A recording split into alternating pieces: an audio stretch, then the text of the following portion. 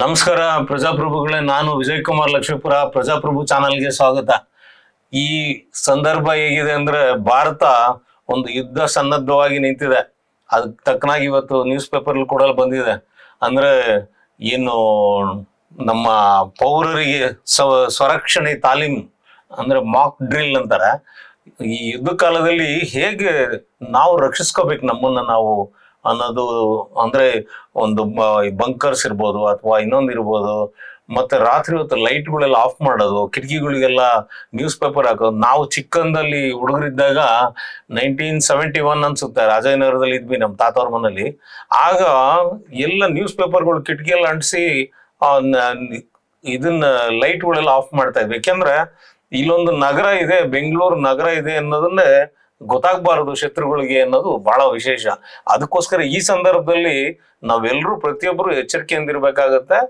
ಸ್ವಲ್ಪ ಎಲ್ಲರೂ ಜಾಗೃತರಾಗಿ ಅದಕ್ಕೆ ತಯಾರಾಗಿರ್ಬೇಕು. ಯಾಕೆಂದ್ರೆ ನಮ್ಗೆ ಯಾವತ್ತು ಯುದ್ಧಗಳು ಅಷ್ಟಾಗಿ ಗೊತ್ತಿಲ್ಲ. ಅದೇ ಇಸ್ರೇಲ್ ಅಲ್ಲಾಗ್ಲಿ ಉಕ್ರೇನ್ ಅಲ್ಲಾಗ್ಲಿ ಅವರೆಲ್ಲ ಎಲ್ಲ ರೀತಿ ಪ್ರಿಪ್ರೇಷನ್ಸ್ ಮಾಡ್ಕೊಂಡಿರ್ತಾರೆ. ನಮ್ಮಲ್ಲಿ ತಯಾರಿನೇ ಇರಲ್ಲ.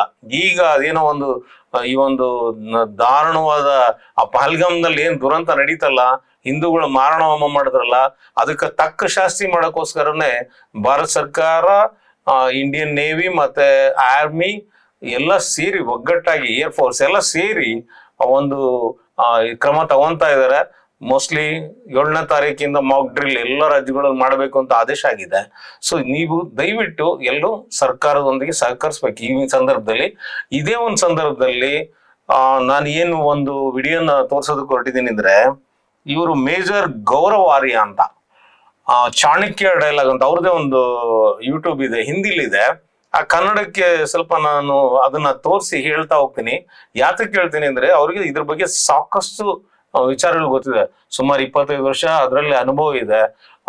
ಒಳ್ಳೊಳ್ಳೆ ನ್ಯಾಷನಲ್ ಚಾನಲ್ಸ್ಗಳಲ್ಲಿ ಹಿಂದಿ ಇಂಗ್ಲಿಷ್ ನೋಡಿದ್ರೆ ಗೊತ್ತಿರುತ್ತೆ. ಸೊ ಅದೆಲ್ಲ ನಮ್ಮ ಕನ್ನಡ ಜನತೆಗೂ ಅರ್ಥ ಆಗ್ಲಿ, ಸರಳವಾಗಿ ಏನಾಗ್ತಾ ಇದೆ, ಪಾಕಿಸ್ತಾನದಲ್ಲಿ ಏನಾಗ್ತದೆ, ಇಂಡಿಯಾದಲ್ಲಿ ಏನಾಗ್ತಾ ಇದೆ, ಆ ವಿಷಯ ಡೀಟೇಲ್ ಆಗಿ ಹೇಳ್ತಾರೆ. ವಿಡಿಯೋ ಸ್ವಲ್ಪ ದೊಡ್ಡದಾಗಿರುತ್ತೆ. ದಯವಿಟ್ಟು ಎಲ್ಲರೂ ಸಬ್ಸ್ಕ್ರೈಬ್ ಮಾಡಿಕೊಂಡು ಡೀಟೇಲ್ ಆಗಿ ಕೊನೆವರೆಗೂ ನೋಡಿ. ಮತ್ತೆ ಏನ್ ಮಾಡ್ಬೇಕು, ಹೇಗಿರ್ಬೇಕು ಅನ್ನೋದನ್ನೆಲ್ಲ ಡೀಟೇಲ್ ಆಗಿ ಹೇಳ್ತಾರೆ. ಯುದ್ಧ ಅಂದ್ರೆ ಏನು, ಯಾವ ರೀತಿ ತಯಾರಾಗುತ್ತೆ, ತಯಾರಿ ಮಾಡ್ಕೋಬೇಕಾಗುತ್ತೆ ಅನ್ನೋದೆಲ್ಲ. ಸೊ ಈಗ ಸ್ಟಾರ್ಟ್ ಮಾಡ್ತೀನಿ, ದಯವಿಟ್ಟು ನೋಡ್ತಾ ಹೋಗಿ. जय हिंद दोस्तों, मैं हूं मेजर गौरव आर्य और आप देख रहे हैं द चाणक्य डायलॉग्स। पूरा भारत मिलके बोला फिर एक बार दिसंबर 16।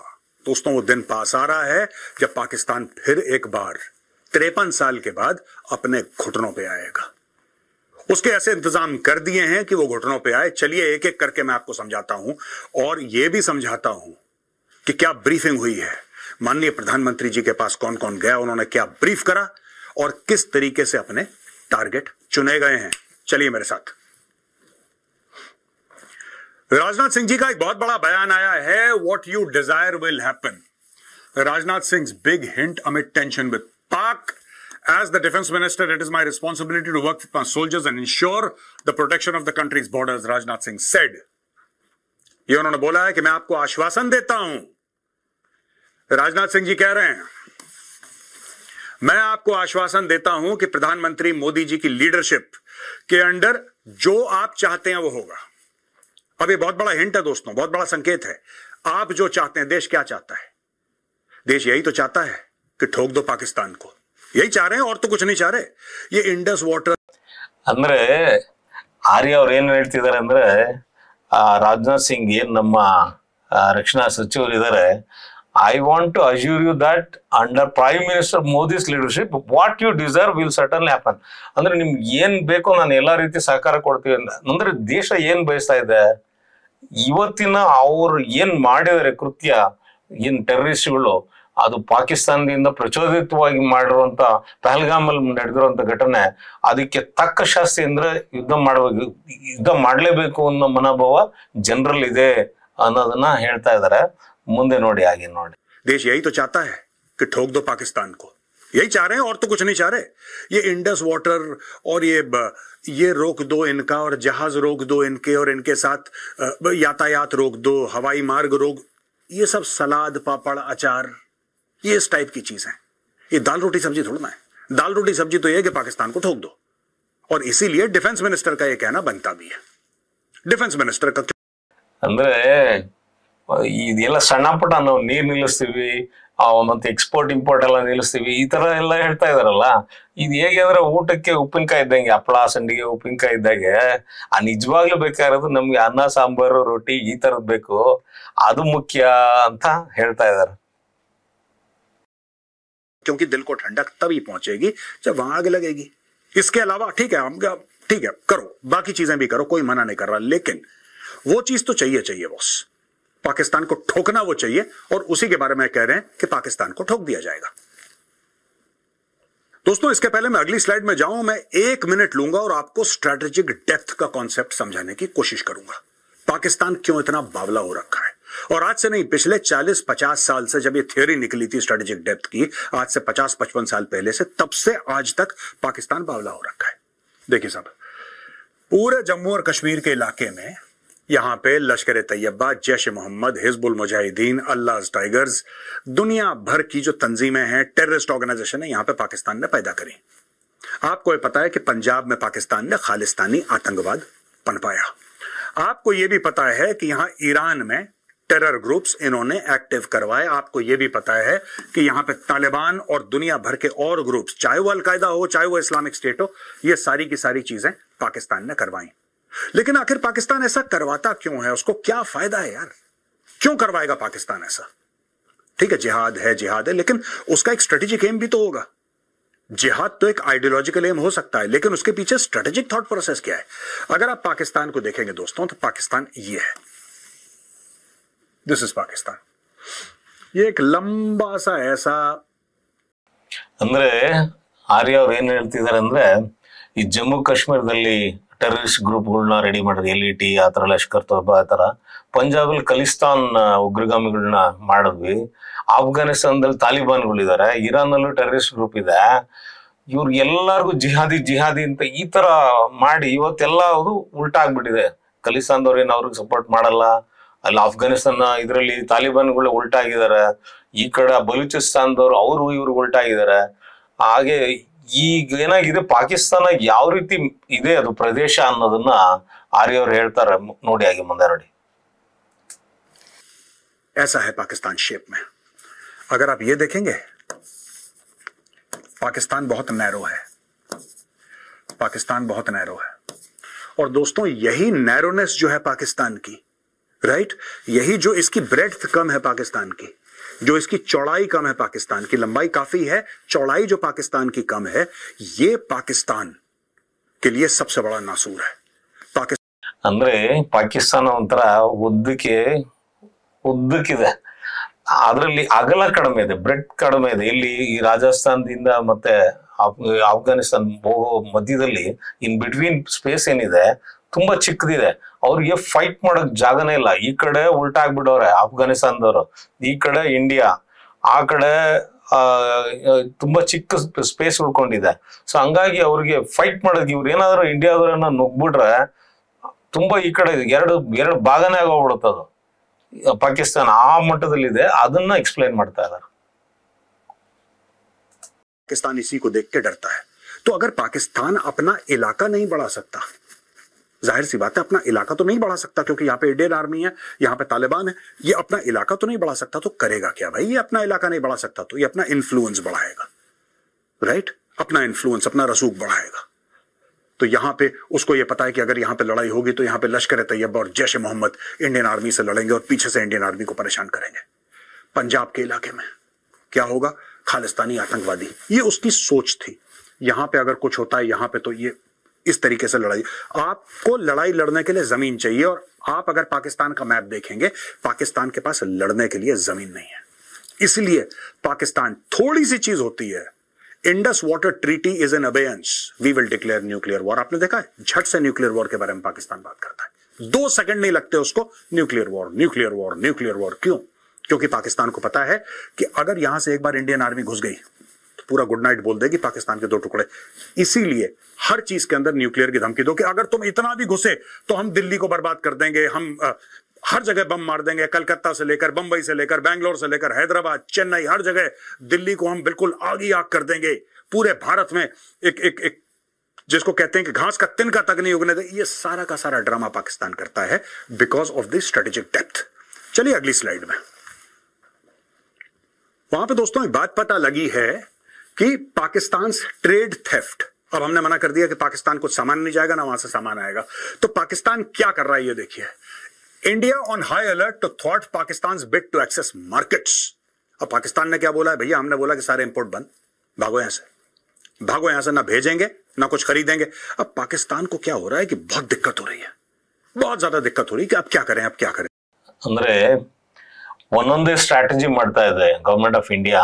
ಏನಂದ್ರೆ ಈ ಕಡೆ ಸಿಂಧು ನದಿದು ಬ್ಲಾಕ್ ಮಾಡ್ತಾ ಇದಾರೆ ಡ್ಯಾಮ್ಸ್ಗಳನ್ನೆಲ್ಲ, ಅದರಿಂದ ನೀರು ಹೋಗ್ತಾ ಇಲ್ಲ. ಸೊ ಹಾಗೆ ನೆಕ್ಸ್ಟ್ ಏನಂದ್ರೆ ಅದಕ್ಕೆ ತಕ್ಕನಾಗ ಅವರು ನ್ಯೂಕ್ಲಿಯರ್ ಬಾಂಬ್ ಹಾಕ್ಬಿಡ್ತೀವಿ ಹಾಗೆ ಹೇಗೆ ಅಂತಾರೆ, ಅದೆಲ್ಲ ಸಾಧ್ಯವಿಲ್ದಿರೋ ಮಾತು. ನೆಕ್ಸ್ಟ್ ಈ ಕಡೆ ಏನಿದೆ ಟ್ರೇಡ್ ಏನಿದೆ ಅಲ್ಲ, ಪಾಕಿಸ್ತಾನ್ ಟ್ರೇಡ್, ಅದನ್ನು ಕೂಡ ಇವರು ಯಾವುದೇ ಎಕ್ಸ್ಪೋರ್ಟ್ ಮಾಡ್ತಲ್ಲ, ಇಂಪೋರ್ಟ್ ಮಾಡ್ತಲ್ಲ. ಯಾಕೆಂದ್ರೆ ಆಗ ಬಾರ್ಡರ್ ಏನಿದೆ, ಅದು ಗಡಿ ಏನಿತ್ತು ಅಲ್ಲಿ ಹೋಗೋದು ಬರೋದು ಮಾಡ್ತಾ ಇದ್ರು, ಅದೆಲ್ಲ ಬಂದಾಗಿದೆ ಈಗ. ಆಗ ಆಗ್ಲಿ ಬಾರ್ಡರ್ ಎಲ್ಲ ಕ್ಲೋಸ್ ಮಾಡ್ಕೊಂಡಿದ್ದಾರೆ. ಸೊ ಈಗ ट्रेड ಕೂಡ ಇವ್ರನ್ನ ಕಟ್ ಆಗ್ತಾ ಇದ್ದಾರೆ. ಸೊ ನೆಕ್ಸ್ಟ್ ಏನ್ ಹೇಳ್ತಾರೆ ನೋಡೋಣ. देखो चाइना वाइना जो है ना पाकिस्तान से ज्यादा कुछ खरीदता नहीं, तो चाइना खुद बनाता है हर चीज, और चाइना दुनिया भर के लिए बनाता है, पाकिस्तान बिलांद भर का पाकिस्तान, राइट। अफगानिस्तान को ट्रेड करता नहीं ज्यादा, कुछ कुछ सब्जी मूली गाजर ये सब आते हैं। ईरान से तेल की स्मगलिंग होती है। असली जो मोटा काम है वो तो भारत के साथ होता है। I am saying only about neighbours. Europe के साथ ट्रेड में उसकी बात नहीं कर रहा, अमेरिका के साथ ट्रेड में उसकी बात नहीं कर रहा, मैं नेबरहुड की ट्रेड की बात कर रहा हूं। ठीक है जी। अब देखो एटलीस्ट $500 मिलियन, ये आधे अरब डॉलर की बात चल रही है, $500 million worth of Pakistani items are still being repackaged and relabelled in a third country to access the Indian market. Desperation है पाकिस्तानी बिजनेसेस में कि किसी तरीके से भारत का मार्केट हम पार लें। अब भारत ने मना कर दिया कि तुम्हारी तरफ से यहां पे अंदर कुछ नहीं आएगा, nothing at all, zero, zilch. अब क्या करेगा पाकिस्तान? भैया पाकिस्तान हो गया डेस्परेट। आखिर भारत को माल कैसे बेचें? तो एक काम करते हैं, तीसरे देश को बेच देंगे। चलो दुबई को बेच देते हैं, दुबई है, दुबई को बेच देंगे, दुबई को बेच देंगे, वहां पे इसकी पैकेजिंग चेंज करेंगे और किसी और कंपनी के नाम पे कुछ और ठप्पा लगा के भारत में बेच देंगे कि भारतवासियों को पता ना लगे कि इसका ओरिजिन पाकिस्तान से है। ये स्टोरी चल रही है यहां पे। India has banned all Pakistani imports including those routed through third countries. Custom authorities are on high alert to intercept repackaged Pakistani goods entering. ಭಾರತದವ್ರು ತಗೊಂತಾರೆ ಕೆಲವು ಐಟಮ್ಗಳು ಅಂತ ಹೇಳಿ ಅದನ್ನೇನ್ ಮಾಡ್ತಾ ಇದಾರೆ, UAE ಕಳಿಸ್ತಾರೆ ಅಥವಾ ದುಬೈ ಕಳಿಸ್ತಾರೆ, ಸಿಂಗಾಪುರ್ ಕಳಿಸ್ತಾರೆ, ಅಲ್ಲಿ ರೀಪ್ಯಾಕ್ ಆಗ್ಬಿಟ್ಟು ಇಂಡಿಯಾಗೆ ಬರ್ತಾ ಇದೆ. ಅಂತದ್ದು ಕೂಡ ಇಂಡಿಯಾ ಬ್ಯಾನ್ ಮಾಡಿದೆ ಅಂತ ಹೇಳ್ತಾ ಇದಾರೆ. By nations like the UAE and Singapore, or Dubai and Singapore, essentially Dubai में ज्यादा काम होता है और सिंगापुर। ये पाकिस्तान की चाल है। अचानक आप कहेंगे कि ये मेड इन पाकिस्तान तो लिखा ही नहीं है, उसमें लिखेगा packaged in Dubai, packaged in Singapore. आप कह रहे हैं सिंगापुर का कोई दिक्कत नहीं, दुबई का है, कोई बात नहीं है, तो अच्छी बात है यार, दुबई से आ रहा है, फ्रेंडली एरिया, कोई दिक्कत नहीं है, घर की बात है, पर अंदर पाकिस्तानी माल है। इसीलिए हमारे जितने भी कस्टम्स की अथॉरिटीज हैं वो इसी बात पे नजर लगाए बैठे हैं कि पाकिस्तान कहीं चोर दरवाजे से भारत को माल तो नहीं बेच रहा। और भारत के अंदर भी ऐसे जयचंद बैठे हैं दोस्तों जो कि चाहते हैं कि पाकिस्तान से माल आए, है ना, उनके ऊपर भी नजर रखनी पड़ेगी।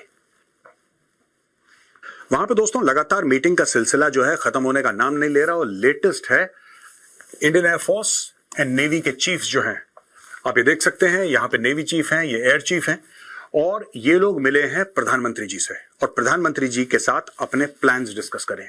अब ये प्लान्स कौन से हो सकते हैं? Which are these likely plans? Chief AP Singh, air force chief जो हैं, Air Chief Marshal AP Singh met PM Narendra Modi and is said to have briefed him on the preparedness of the IAF for retaliation. Or Indian Navy Chief Admiral Dinesh K. Tripathi. So, Chief of Naval Staff Admiral Dinesh K. Tripathi spoke to the Prime Minister on the situation in the Northern Arabian Sea. All operational frontline warships of the Western Fleet with maritime patrol aircraft and fleet auxiliaries are out in the Arabian Sea. So, Chief of Air Staff and Chief of Naval Staff. ಅಂದ್ರೆ Indian air force chief ಏನಿದ್ದಾರೆ, navy chief ಏನಿದ್ದಾರೆ, land army chief ಏನಿದ್ದಾರೆ, ಇವರೆಲ್ಲರೂ back to back ಒಂದು high level committee ಮೀಟಿಂಗ್ಗಳು ನಡೀತಾನೂ ಇದೆ ಈಗಲೂ. ಅದು brief ಮಾಡ್ತಾ ಇದ್ದಾರೆ ಪ್ರೈಮ್ ಮಿನಿಸ್ಟರ್ಗೆ, ಮತ್ತೆ ಪ್ರೈಮ್ ಮಿನಿಸ್ಟರ್ ಕೂಡ ಅವರಿಗೆ ಫ್ರೀ ಹ್ಯಾಂಡ್ ಕೊಟ್ಟಿದ್ದಾರೆ. ಅಂದ್ರೆ ಆ ಸಂದರ್ಭಕ್ಕೆ ಅನುಸಾರವಾಗಿ ನೀವು ಅಲ್ಲಿ ಮಿಲಿಟರಿ ಆಕ್ಷನ್ಸ್ ಏನ್ ಮಾಡಬೇಕು ಅದನ್ನ ಮಾಡಿ ಅದಕ್ಕೆಲ್ಲ ಪೂರ್ವ ತಯಾರಿ ಮಾಡ್ಕೊಳ್ಳಿ. ಅದೇ ಉದ್ದೇಶದಲ್ಲಿ ಇದು ಮಾಕ್ ಡ್ರಿಲ್ ಅಂತ ಒಂದು ಒಂದು ಅಂದ್ರೆ ಈಗ ಫೈರ್ ಬ್ರಿಗೇಡ್ನವರೆಲ್ಲ ಮಾಡ್ತಾರೆ. ಬೆಂಕಿ ಹತ್ಕೊಂಡಾಗ ಒಂದು ಇದರಲ್ಲಿ ಅಪಾರ್ಟ್ಮೆಂಟ್ ಅಲ್ಲಿ ಬೆಂಕಿ ಹತ್ಕೊಂಡಾಗ ಯಾವ ರೀತಿ ಅವ್ರನ್ನ ಸೇಫ್ ಮಾಡ್ತೀರಿ ಅದೆಲ್ಲ ಮಾಕ್ ಡ್ರಿಲ್ ತರ ಮಾಡ್ತಾರೆ, ಮಾಕ್ ತರ. ಅಂದ್ರೆ ಅದೊಂಥರ ಹೇಗ್ ಮಾಡ್ಬೇಕು ಅನ್ನೋದಕ್ಕೊಂದು ಅನುಕೂಲ ಆಗ್ಲಿ, ಅಂದ್ರೆ ಸಾಮಾನ್ಯ ಜನರು ಯುದ್ಧದ ಸಮಯದಲ್ಲಿ ಹೇಗಿರ್ಬೇಕು ಅನ್ನೋದನ್ನ ಪೂರ್ವ ತಯಾರಿ ಮಾಡ್ಕೊಳ್ಳಿ ಅಂತ ಮಾಡ್ತಾ ಇದ್ದಾರೆ. ಮುಂದೆ ಏನ್ ಹೇಳ್ತಾರೆ ಕೇಳಿ. ये इनके जो एक्चुअली ये जो अपॉइंटमेंट्स हैं ये इनके डेजिग्नेशंस हैं, that is chief of naval staff and chief of air staff. They have met the prime minister and they have said कि प्रधानमंत्री जी ये चीज है पूरी, इनको फ्री हैंड दिया गया है. Now they are back to the prime minister saying sir ये पॉसिबिलिटीज हैं, now please give us the go ahead, please give us the go ahead, these are the possibilities. तो दोस्तों हो ना हो कुछ समय के बाद आपको कुछ ना कुछ खबर जरूर मिलेगी, because now this has been escalated to the highest level. प्रधानमंत्री से ऊंचा कोई है नहीं in terms of decision making for the government, और both of these gentlemen have already briefed. Indian Army ने already पहले briefing कर दी है प्रधानमंत्री जी को. वहां पे ब्रीफिंग चल रही है दोस्तों, वहां पे ब्रीफिंग चल रही है chief of naval staff, chief of air staff प्रधानमंत्री जी को मिल रहे हैं, सीडीएस मिल रहे हैं, आर्मी चीफ, एनएसए हैं, राजनाथ सिंह जी हैं, डिफेंस मिनिस्टर, सब लोग मिल रहे हैं. और वहां पे पाकिस्तान थर थर कांप रहा है, थर थर कांप रहा है. यही लोग जो बड़ी बड़ी चीजें टेलीविजन पे बोलते हैं, इनके मंत्री इतने हिंदू मार देंगे कि लकड़ी नहीं मिलेगी और ये फलाना ढिमका खून बहेगा अगर पानी नहीं बहेगा, ये सब लंबी लंबी छोड़ने वाले आज की तारीख में रूस गए हैं और पैर पकड़ लिए उन्होंने और छोड़ नहीं रहे, पैर पकड़ लिए और छोड़ नहीं रहे. देखिए Pakistan ambassador in Moscow Mohammad Khalid Jamali has requested Russia to intervene in the conflict. Russia से बोला कि नहीं आप बीच में पड़ो. क्यों जा रहे हो रूस के पास? पाकिस्तानियों क्यों जा रहे हो? तुम तो मोमिन हो, तुम तो मुजाहिद हो, तुम तो गाजी हो, तुम्हें तो काफिरों को मारना है. इतना अच्छा मौका है काफिरों को मारने का. 100-125 करोड़ काफिर हैं भाई यहां पे. इससे ज्यादा तुम लोगों की लॉटरी कभी खुल सकती है. गजवाए हिंद करने का मौका है. जब गजवाए हिंद करने का मौका आया तुम रूसियों के पैर पड़ गए यार. ये मुझे कॉन्सेप्ट समझ में नहीं आया है. एक गोल्डन अपॉर्चुनिटी है ಕಾಫಿರೋं का गला काटने, गोल्डन अपॉर्चुनिटी है. ಅಂದ್ರೆ ಆರ್ಯ ಅವ್ರು ಏನ್ ಹೇಳ್ತಿದ್ದಾರೆ ಅಂದ್ರೆ, ಇಲ್ಲಿ ಅಂಬಾಸಿಡರ್ ಇದ್ದಾರೆ, ಪಾಕಿಸ್ತಾನಿ ಅಂಬಾಸಿಡರ್ ಮಾಸ್ಕೋದಲ್ಲಿ, ಅಂದ್ರೆ ರಷ್ಯಾದಲ್ಲಿ.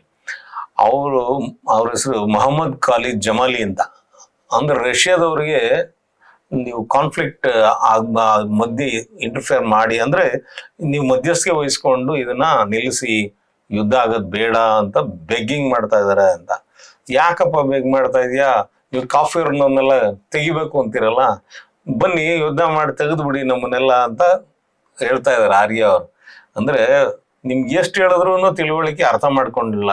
ಪ್ರತಿ ಬಾರಿ ಒಂದಲ್ಲ ಒಂದು ಸಮಸ್ಯೆನ ಕ್ರಿಯೇಟ್ ಮಾಡ್ಕೊಂಡು ಬರ್ತಾನೆ ಇದ್ರಿ ಕಾಲ್ ಕೆರ್ಕೊಂಡು.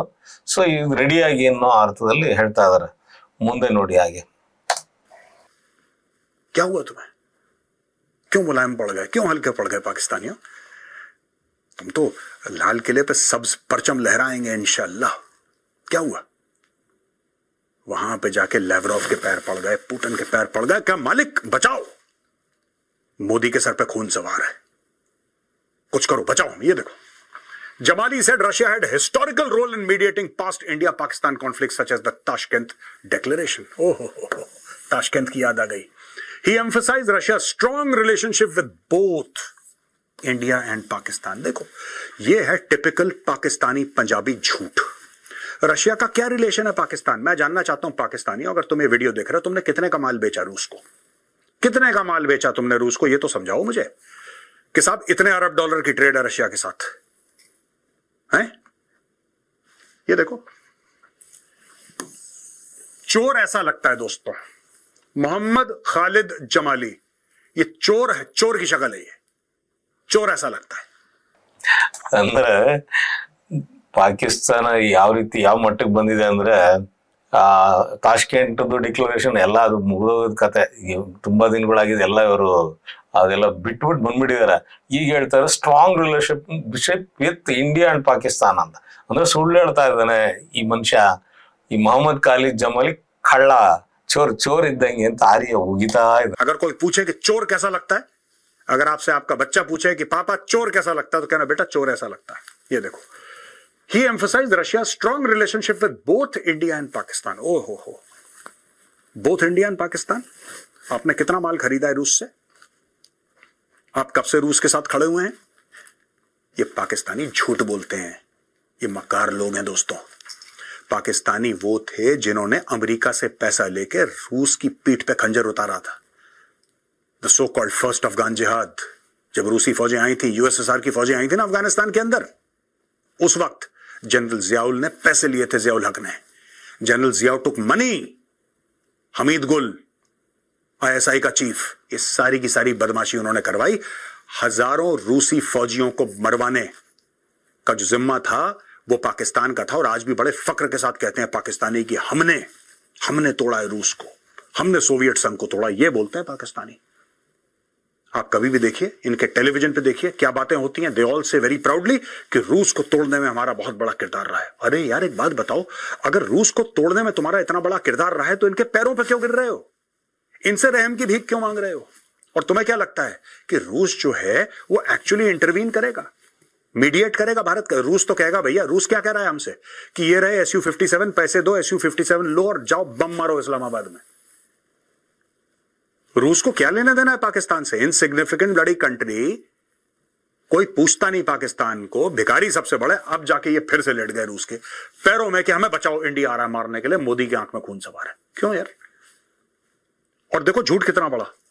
Russia strong relationship with Pakistan, ये देखो, इंडिया तो ठीक है, पाकिस्तान, पाकिस्तानियों तुम्हारी किसके साथ स्ट्रांग रिलेशन? तुम रशिया के साथ कैसे स्ट्रांग रिलेशनशिप है? मैं बताता हूं, ये भी झूठ बोलते हैं। एक्चुअली चाइना और पाकिस्तान की रिलेशनशिप जो है ना, वो एक तरफ, और चाइना और रशिया की रिलेशनशिप एक तरफ, ठीक है? तो दोस्त का दोस्त अपना दोस्त, ये इनडायरेक्ट मार रहे हैं। इनकी खुद की रिलेशनशिप कुछ नहीं है रशिया के साथ, कुछ नहीं है। कल अगर वेस्ट बोल दे कि रशिया से तेल लेना बैंड है तो इनका गला सूख जाता है। सिर्फ ये इमरान खान को दिखाने के लिए नवाज शरीफ ने तेल मंगवा लिया, शहबाज शरीफ ने थोड़ा सा रशिया से, और एक बार मंगवाया उसके बाद गला सूख गया इनका। ये इनकी हाल है, ये इनके औकात है। और झूठ दुनिया को बोल रहे हैं कि strong relationship with both India and Pakistan. कितनी तुम्हारी ट्रेड है, किस किस जगह तुमने रशिया को सपोर्ट कर? हाली से गिरी हुई जूठन खाने वाला है पाकिस्तान। जो चाइनीज खा लेता है ना, जो जूठा बच जाता है, वो पाकिस्तानी खाता है और कहता है ये मेरे किचन का खाना है। ये औकात इस कौम की। यहां पे दोस्तों बहुत बड़ी ब्रेकिंग न्यूज है। India's water warning to Pak as it blocks flow through Jammu dam on Chenab. ये रोक दिया। ये दोस्तों देखिए, ये बगलिहार हाइडल पावर प्रोजेक्ट है। इससे क्या होगा, इसका पानी जब रोका है तो पूरा इस एरिया में, ये अपर रिपेरियन है, ये लोअर रिपेरियन है, ये पूरा जो पाकिस्तानी पंजाब है दोस्तों, पाकिस्तानी पंजाब अब सूखेगा। पाकिस्तानी पंजाब सूखेगा। यहां पे बंद कर रहे हैं पानी, इंडियंस काफी हद तक बंद कर दिया है। यहां पे पड़ जाएगा ಅಂದ್ರೆ ಆರ್ಯ ಅವರು ತೋರಿಸ್ತಾ ಇದ್ರಲ್ಲ, ಈ ಮೂರು ಜಾಗ ಏನಿದಾವೆ ಅದು ಪಂಜಾಬ್ ನಲ್ಲಿರೋದು, ರಾವಿ, ಜಿನಾಬ್, ಜೀಲಂ ಇದು, ಮತ್ತೆ ಶ್ರೀನಗರ್ ಇಂದ ಒಂದು, ಕುನಾರ್ ಆ ಕಡೆಯಿಂದ ಒಂದು ಬರುತ್ತೆ. ಅಂದ್ರೆ ಈ ಮೂರು ನೀರನ್ನ ನಾವು ಕಂಪ್ಲೀಟ್ ಆಗಿ ಸ್ಟಾಪ್ ಮಾಡಿದ್ರೆ ಬರೀ ಅವ್ರಿಗೆ ವ್ಯವಸಾಯಕ್ಕೆ ಕುಡಿಯೋದಕ್ಕೆ ಅದಕ್ಕಲ್ಲ, ಅದ್ರ ಜೊತೆಲಿ ಹೈಡ್ರೋ ಪ್ರಾಜೆಕ್ಟ್ಸ್ ಏನಿದಾವೆ, Neelum, Jhelum hydro power projects, ಈ ತರ ಪವರ್ ಪ್ರಾಜೆಕ್ಟ್ಸ್ ಗಳಿಗೆ ಅವ್ರ ಕರೆಂಟ್ ಕೂಡ ಇಲ್ದಂಗೆ ಆಗ್ಬಿಡುತ್ತೆ. ಸೊ ಅದನ್ನ एक्सप्लेन ಮಾಡ್ತಾ ಇದಾರೆ ನೋಡಿ। ಅದನ್ನ पूरा सूखा। अब जाओ फिर से जाओ वर्ल्ड बैंक के सामने रो, अपनी फटी हुई इज्जत लेके IMF के सामने जाओ, वर्ल्ड बैंक के सामने जाओ, पाकिस्तानियों, यूनाइटेड नेशन सिक्योरिटी काउंसिल के पास जाओ और बोलो कि मोदी ने बहुत जुल्म कर दिया जनाब, हम तो मर गए, हम तो मर गए जनाब, हम तो मर गए, मोदी बहुत मारता है साहब, बहुत मारता। कर दिया ना, हो गया ना। तुम्हें क्या लगा था इंडस वाटर पे रुक जाएगा मामला जो तुम अपना केस बना रहे थे? नहीं बेटा, अभी तो और दर्द होगा। अभी ये देखो, किशनगंगा हाइड्रो इलेक्ट्रिक प्रोजेक्ट, अभी किशनगंगा भी ठोकेगा इनको। देखो धीरे धीरे धीरे। और ये जो नीलम झेलम है दोस्तों, ये जो डैम है नीलम झेलम, यहां पे इंडिया ने बोफोर्स से वार करा था कुछ साल पहले, 4-5 साल पहले, before the ceasefire. India had actually started firing here. 1-2 shells गिरे थे इसके आसपास। We have the capability to finish this. लेकिन जो हम कहते हैं ना कि ये सारे डैम का पानी रोक रहे हैं, एक बात ध्यान रखना, मैं आपको बार बार बता रहा हूं, it is not just about water. ये सिर्फ पानी का खेल नहीं है जो लोग अक्सर कहते हैं कि पानी रोक दिया, पानी, नो, पानी एक है।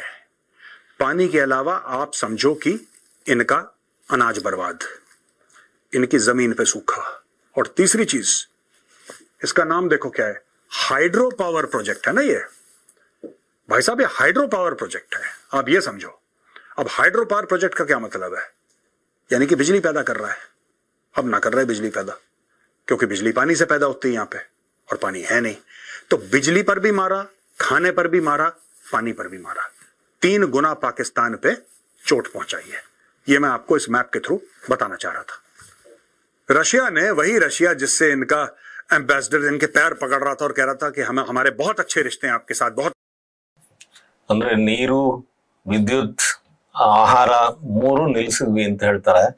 Ready to attack next Russia bolsters India's defence amid tension with Pakistan delivery of Igla S missiles. ಅಂದ್ರೆ ಇದೊಂಥರ ಹ್ಯಾಂಡ್ ಮಿಸೈಲ್ಸ್ ಇದ್ರ ಮೇಲೆ ಯಾವುದೇ ಹೆಲಿಕಾಪ್ಟರ್ಸ್ ಇನ್ನೊಂದು ಯಾವುದೇ ಇರಲಿ ಡೈರೆಕ್ಟ್ ಆಗಿ ಹಿಟ್ ಮಾಡ್ಬೋದು. ಅದ್ರ ಬಗ್ಗೆ ಹೇಳ್ತಾ ಇದಾರೆ. बहुत अच्छे रिश्ते हैं। झूठ बोलते हैं ना पाकिस्तानी, लाहौरी तो झूठ बोलते थे, जहां उनको मौका मिलता झूठ बोल दिया। अब दोस्तों ये न्यूज है, लेटेस्ट न्यूज है कि ये मैन पैड्स, अब मैं आपको बताऊंगा मैन पैड्स रशिया से लिए हैं, और उसी रशिया ने भारत को इक्विपमेंट बेचा है, जिस रशिया को पाकिस्तानी एम्बेसडर बोल रहा था कि आपके तो बहुत अच्छे रिश्ते हैं पाकिस्तान के, आप तो दोस्त हैं हमारे, आप तो भाई हैं हमारे। उसी ने बोला है कि इनको ठोको सबसे पहले, ये लो। Russia bolsters India's defense amidst tensions with Pakistan, delivery of Igla-S missiles। ये इगला दोस्तों शोल्डर फायर मिसाइल होती है।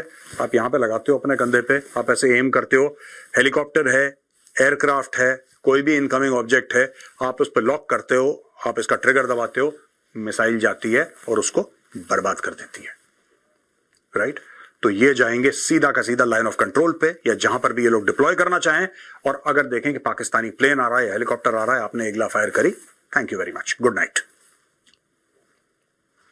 दोस्तों वहां पे क्या हुआ है कि पहलगाम अटैक के बाद लॉन्ग लीव कैंसल्ड, और ಈ ಪಹಲ್ಗಾಮ್ ಅಟ್ಯಾಕ್ ಆದ್ಮೇಲೆ ನಮ್ಮ ಇಂಡಿಯನ್ ಆರ್ಮಿನವ್ರಿಗೆ ಆ ಗನ್ಸ್ ಮತ್ತೆ ಅದಕ್ಕೆ ಬೇಕಾಗಿರುವಂತ ಬುಲೆಟ್ಸ್ ಇವೆಲ್ಲ ಬೇಕಾಗುತ್ತಲ್ಲ, ಆ ಫ್ಯಾಕ್ಟ್ರಿಗಳು ಅವ್ರಿಗೆ, ಅಂದ್ರೆ ಆ ಮ್ಯೂನಿಷನ್ಸ್ ಇಂಡಿಯಾ ಲಿಮಿಟೆಡ್ ಅಂತ ಅವ್ರುಗಳು ಎಂಪ್ಲಾಯೀಸ್ಗೆ ರಜಾ ಕೊಡಬೇಡಿ ಅಂತ ಹೇಳಿದ್ದಾರೆ. ಅಂದ್ರೆ ಯುದ್ಧ ಪ್ರಿಪರೇಷನ್ ಬೇಕಲ್ಲ, ಎಷ್ಟು ಬುಲೆಟ್ಸ್ ಬೇಕಾಗುತ್ತೆ, ಎಷ್ಟು ಗನ್ಸ್ ಬೇಕಾಗುತ್ತೆ, ಆ ಅಮ್ಯುನಿಷನ್ ಎಲ್ಲ ಏನ್ ಬೇಕು ಅಂತವ್ರಿಗೆ ಫ್ಯಾಕ್ಟ್ರಿ ಎಂಪ್ಲಾಯೀಸ್ ಕೂಡ ರಜಾ ಕೊಡಬೇಡಿ ಅಂತ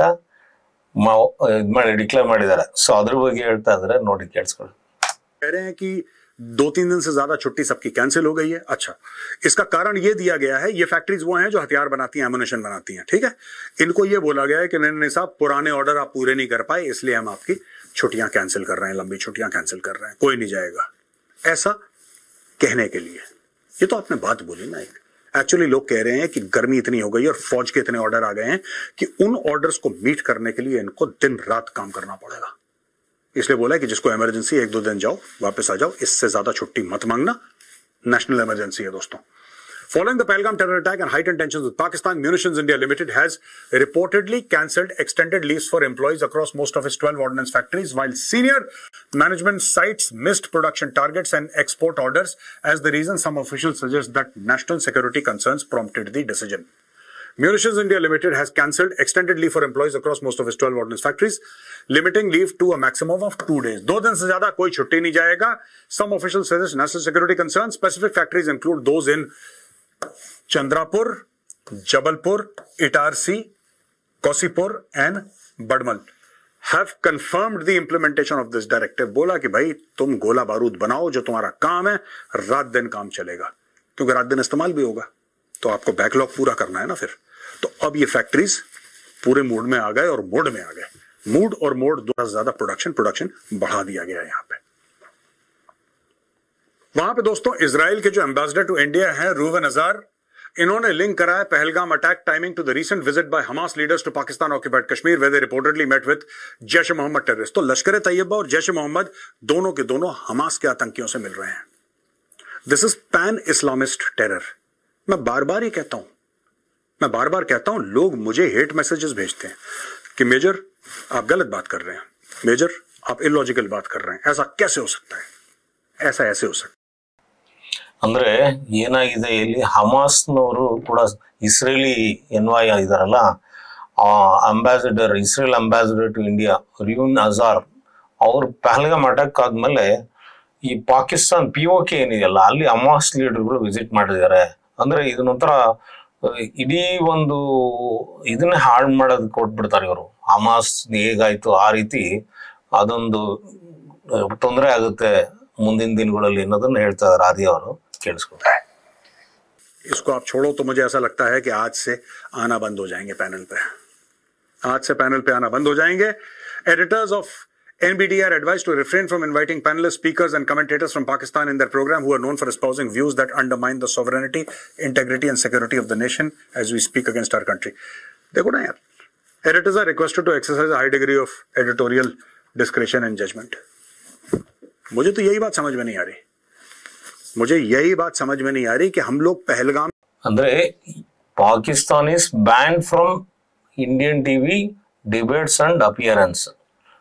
ಸೊ ಆತರ ಅದನ್ನ ಪಾಕಿಸ್ತಾನಿ ಇದನ್ನೇ ಬ್ಯಾನ್ ಮಾಡಿದ್ದಾರೆ ಅಂತ ಹೇಳ್ತಾ ಇದ್ದಾರೆ. ನೋಡಿದ್ರಲ್ಲ, ಅಂದ್ರೆ ಇವತ್ತಿನ ಏನು ದಾಳಿ ಆಯ್ತಲ್ಲ, ಅಮಾಯಕ ಪ್ರವಾಸಿಗರು, ಅದು ಕನ್ನಡದವರು ಒಂದು 3-4 ಜನ ಇದಾಗಿ ಹತ್ಯೆ ಆದ್ರು, ಈ ದಾರುಣವಾಗಿ ಕೊಂದಿದ್ದಾರೆ. ನಿರ್ಲಕ್ಷ್ಯದಿಂದ ಈ ತರ ಒಂದ್ ರೀತಿ ನಮ್ಮ ಇಂಟರ್ನಲ್ ಸೆಕ್ಯೂರಿಟಿ ಕೂಡ ಆಗ್ಬೇಕಾಗಿತ್ತು ಅಂತ ನಾವು ಅಂದ್ಕೊಂತೀವಿ. ಹಾಗೇನೆ ನಮ್ಮ ಜನತೆ ಕೂಡ ಸ್ವಲ್ಪ ಯೋಚನೆ ಮಾಡ್ಬೇಕೀಗ. ನಾವು ಈಗ ನೋಡಿ, ಎಲ್ಲ ರಾಜ್ಯಗಳಿಂದ ಏನ್ ಬೆಂಗಳೂರು ಸೇರಿ ನಮ್ಮ ಟ್ಯಾಕ್ಸಸ್ ಇನ್ನೊಂದೆಲ್ಲ ನಾವು ಕೊಟ್ಟು ಅವ್ರಿಗೆ ಅಲ್ಲಿ ಅಣೆಕಟ್ಟುಗಳು, ರೋಡ್ಗಳು ಎಲ್ಲ ಮಾಡಿಸ್ಕೊಡ್ತೀವಿ. ಅವ್ರ ಹತ್ರ ಏನಿಲ್ಲ, ಟೂರಿಸಂ ಬಿಟ್ರೆ ಇನ್ನೇನು ಇಲ್ಲ. ಜಮ್ಮು ಕಾಶ್ಮೀರದಲ್ಲಿ ಏನೇನೂ ಇಲ್ಲ ಅಲ್ಲಿ. ಸೊ ಏನೋ ಅದನ್ನ ಒಂದು ಆ್ಯಪಲ್ಲೋ ಇನ್ನೊಂದು ಮತ್ತೊಂದು ಮಾರ್ಕೊಂಡು ಜೀವನ ಮಾಡಬೇಕು ಅಂಥವ್ರು ಇಲ್ಲಿಂದಾನೇ ಹೋಗ್ಬೇಕು ಅವ್ರಿಗೆಲ್ಲ. ಆದ್ರೂ ಕೂಡ ಅವ್ರು ಇದನ್ನ ಇಂಡಿಯಾದ ಒಂದು ಭಾಗ ಅಂತ ಹೇಳಲ್ಲ. ಭಾರತ್ ಮಾತಾಕಿ ಜೈ ಅನ್ನೋದಕ್ಕೆ ಅವ್ರಿಗೆ ಯೋಚನೆ ಮಾಡ್ತಾರೆ. ಆಮೇಲೆ ಏನು ಪಾಕಿಸ್ತಾನ್ ಮುರ್ದಾಬಾದ್ ಅಂತ ಹೇಳಕ್ಕೆ ಅವರು ಹಿಂದೆಗಿತಾರೆ. ಅದೇ ಕಲ್ಲು ಹೊಡಿರಿ ಅಂದ್ರೆ ಸೈನಿಕರಿಗೆ ಕಲ್ಲು ಹೊಡಿತಾ ಇದ್ರು. ಅಂದ್ರೆ ಸ್ವಲ್ಪ ಅವ್ರಿಗೆ ನಮ್ಮ ದೇಶ ನಮ್ಮ ನಾಡು ಅನ್ನೋದು ಬದಲಾಗೋವರೆಗೂ ಅವ್ರಿಗೆ ಕಷ್ಟ ಗೊತ್ತಾಗ್ಬೇಕು. ಹಂಗಾಗಿ ನಮ್ಮ ಜನತೆ ಕೂಡ ಸದ್ಯದ ಮಟ್ಟಿಗೆ ಒಂದು 3-4 ವರ್ಷದ ಕಾಲ ಆ ಕಡೆ ತಲೆನೇ ಇಡಬಾರದು.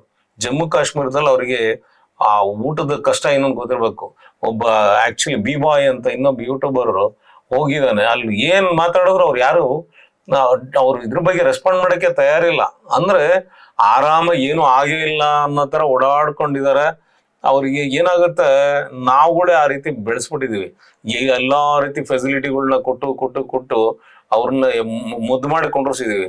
ಆದ್ರಿಂದ ದಯವಿಟ್ಟು ಆದಷ್ಟು ಆ ಕಡೆ ಯಾತ್ರೆ ಯಾರ್ಯಾರು ಹೋಗ್ಬೇಕು ಅಂತಿದ್ದೀರಿ ಅವ್ರು ಕೂಡ ಕಡಿಮೆ ಮಾಡಿ ಹೋಗ್ಬೇಡಿ.